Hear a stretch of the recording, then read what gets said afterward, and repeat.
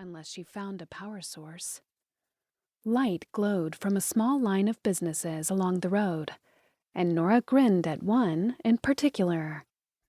A neon sign above the door depicted a large blue eye, and above it was a single beautiful word: psychic. I hope it's not one of the new progressive psychics who thinks crystals are a load of bunk.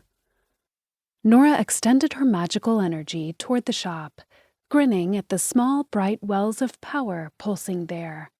A particularly nice chunk of tourmaline resonated with her blue gum eucalyptus, and she coaxed its energy toward her, letting the cool blue fill her like a balloon. As she was about to burst, she crossed her fingers and pointed her wand toward the car's center of gravity. The Prius lurched up, and Norah, pouring energy into the car from her wand, guided it toward the rail.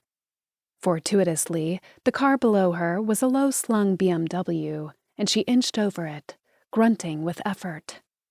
The driver in the BMW screamed, and she lost her concentration for a second. Her Prius dipped and scraped the gleaming black paint. Shit. Well, giving up and dropping her car on the precision German engineering wouldn't fix a paint scrape.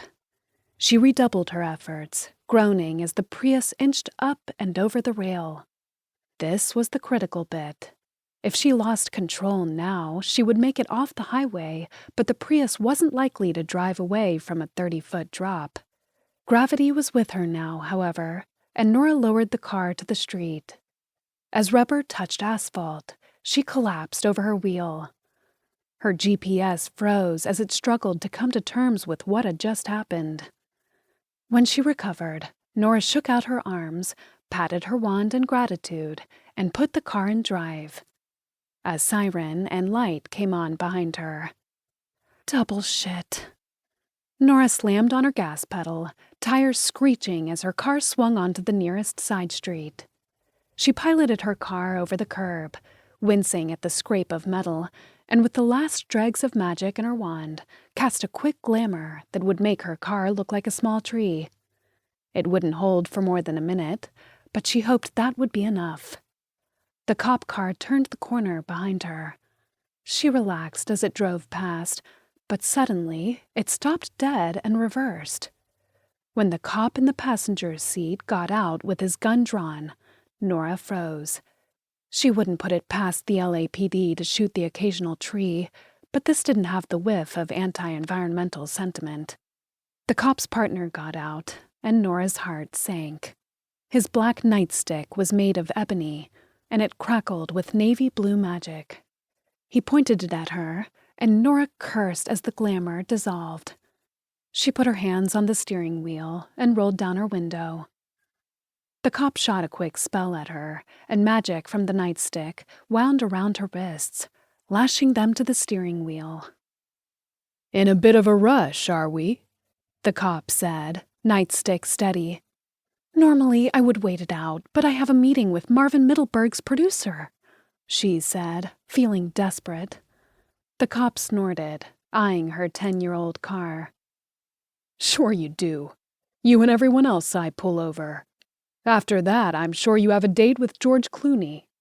Ugh, this city is overrun with actresses who are speeding toward their big breaks." "I'm not an actress," Norah snapped. "Pretty thing like you? Shame." "I really can't miss this meeting," Norah said. Her fingers twitched toward her wand, but the cop's magic zapped them. "Well, you are welcome to try to spring yourself from lockup before it starts, but we've got a dark elf working there now, and they're not known for their casual attitudes toward dungeon security. Now take your hands off the wheel nice and easy." "Let me just call the producer and let him know I'll be late," Norah said, desperate. The cop laughed again. "You can be the first person to call Marvin Middleburg collect from the county jail. Hell, I might even stay to watch that." The magic retracted, and Norah removed her hands. The cop opened her door, and just as she went to get out, he hit her with a stunning spell in the guts. Norah cursed as her limbs went stiff, then rolled across the asphalt.